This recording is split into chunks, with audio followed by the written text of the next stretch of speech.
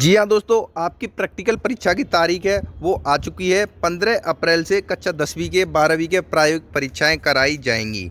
दूसरी सबसे बड़ी खबर ये है, मासिम से राधेश्याम जुलानिया जी का विदाई हो चुकी है। उनको उनके पद से हटा दिया गया है, जिससे छात्रों को लगातार बहुत बड़े घाटे हो रहे थे।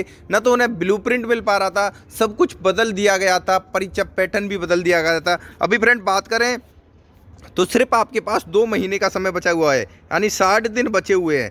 छात्रों के पास न तो नया ब्लूप्रिंट है, न नए प्रश्न बैंक हैं, तो आखिर वो तैयारी करें तो कैसे करें। बस उनको ये पता है कि आपके पेपर हैं वो पुरानी परीक्षा के आधार पर कराए जाएंगे। तो फ्रेंड इसका मुख्य कारण ये था, राधेश्याम जुलानिया जी और रश्मि अरोड़ शमी जी के बीच में लड़ाई। तो हालांकि अब इसका फैसला आ चुका है। अब जो मासिम की अध्यक्ष हैं वो रश्मि अरोड़ शमी जी को ही बना दिया गया है। अब छात्रों के लिए यहाँ पर थोड़ी बहुत राहत की बात हो सकती है। आखिर देखते हैं क्या था मामला। गर्मी में बोर्ड परीक्षा कराने जैसे जुलानिया के फैसले से थे खफा।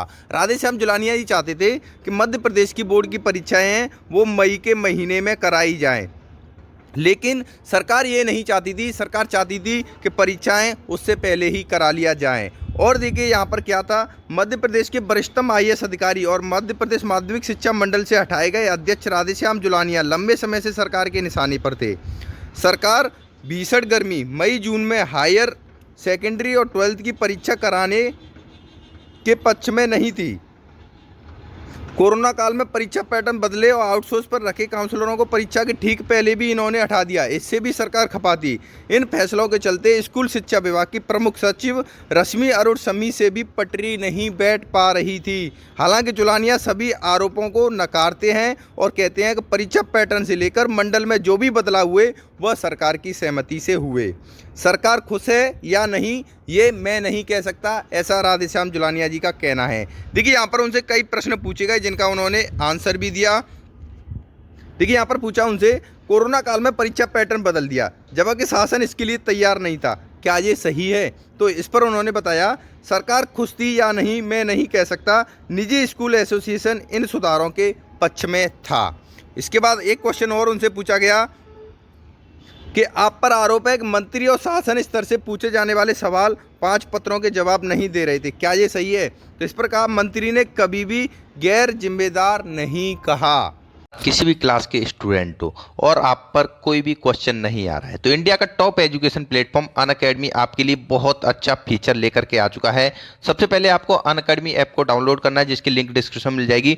उसके बाद नंबर से रजिस्ट्रेशन करने के बाद थोड़ा सा नीचे की तरफ आओगे तो यहाँ पर आपको ये वाला ऑप्शन मिल जाएगा, योर डाउट। मान लीजिए आप पर कोई भी किसी भी सब्जेक्ट का कोई भी क्वेश्चन नहीं आ रहा है, फिजिक्स केमिस्ट्री मैथ का, तो आपको क्या करना है, योर डाउट इस पर क्लिक करना है। जैसे ही मैं इस पर क्लिक करूंगा तो देखिए यहाँ पर इस तरीके से कुछ पॉपअप आ जाएगा। तो देखिए यहाँ पर नीचे लिखा हुआ टेक अ पिक्चर, या तो आप अपने डाउट का फोटो ले सकते हो या अपनी गैलरी से चूज कर सकते हो। तो मेरे पास देखिए मैथमेटिक्स का ही क्वेश्चन नहीं आ रहा है, मैं इसको यहाँ पर गैलरी में जाता हूँ और उस क्वेश्चन को चूज कर लेता हूँ। तो देखिए फ्रेंड, मेरा ये क्वेश्चन इस तरीके से, ये वाला क्वेश्चन है, ये जो मेरे से नहीं आ रहा है इसको मैंने यहाँ पर सेलेक्ट कर लिया, इसको अच्छे तरीके से क्रॉप कर लिया। तो देखिए क्रॉप करने के बाद यहाँ पर मैंने ये अपलोडिंग हो रहा है और सबमिट हो जाएगा। जैसे ये क्वेश्चन यहाँ पर सबमिट हो जाएगा, यहाँ पर आपसे पूछा जाएगा ये किसका क्वेश्चन है, मैथमेटिक्स, फिजिक्स, केमिस्ट्री या बायोलॉजी। तो ये गणित का क्वेश्चन है, यहाँ पर मैंने गणित को टिक मार दिया। तो टिक मारने के बाद फ्रेंड इसका वीडियो सॉल्यूशन इंडिया के टॉप एजुकेटर्स के द्वारा, जो कि अनअकैडमी प्लेटफॉर्म पर पढ़ाते हैं, उनके द्वारा इसका सॉल्यूशन विद इन 1 मिनट के अंदर आपको नीचे मिल जाएगा। तो मैंने गणित के 2 आईएमपी क्वेश्चन जो कि बहुत महत्वपूर्ण है बोर्ड परीक्षा के लिए, उनकी लिंक वीडियो के डिस्क्रिप्शन में दे दिए। उन क्वेश्चन को डाउनलोड कर लीजिए और डाउटनेट ऐप पर आस्क अ डाउट वाले ऑप्शन में जाकर के उनका सॉल्यूशन आप देख सकते हो। उन 2 प्रश्न को आपको 100% सॉल्व करना है। और नेक्स्ट क्वेश्चन पूछा था, शासन स्तर से मना करने के बाद भी आपने मासिम की व्यवस्थाएं बदल दी, क्या ये सही है? तो इस पर उन्होंने कहा, स्कूल छात्र और प्राचार्य बदलाव के पक्ष में थे, इसलिए सरकार ने नए पैटर्न पर छमाही परीक्षाएं भी आयोजित की थी। तो फ्रेंड यहाँ पर जो आपके हाफ ईयरली एग्जाम आयोजित हुए हैं, अब उनका कोई मतलब नहीं बनता है, क्योंकि वो नए पैटर्न पर आपकी परीक्षाएं आयोजित हुई, लेकिन आपके जो फाइनल पेपर हैं वो पुराने पैटर्न पर ही कराए जाने हैं।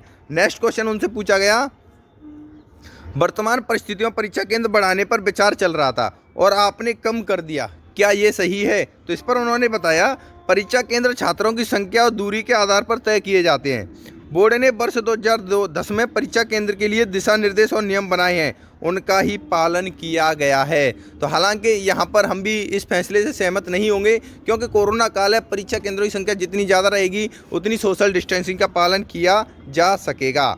और एक क्वेश्चन और उनसे पूछा गया, आपने आउटसोर्स पर काउंसलिंग करने वाले कर्मचारियों को हटाकर नियमित कर्मचारियों को बैठा दिया था, सरकार इससे भी खपाती, क्या ये सही है? तो इस पर उन्होंने कहा, काउंसलिंग बाहरी लोगों को नौकरी देने के लिए नहीं, बल्कि परीक्षाओं के दौरान छात्रों की सहायता के लिए होती है। बोर्ड के पास बड़ी संख्या में व्यक्ति हैं जो परामर्श के लिए अच्छी तरह तैयार हैं। तो यहाँ पर जो राधेश्याम जुलानिया जी थे, उनसे कई सारे सवाल किए गए जिनका उन्होंने बारी बारी से सवाल दिया। हालांकि इसका कंक्लूजन यही है, उनको उनके पद से हटा दिया गया, क्योंकि सरकार उनके फैसलों से बिल्कुल भी खुश नहीं थी।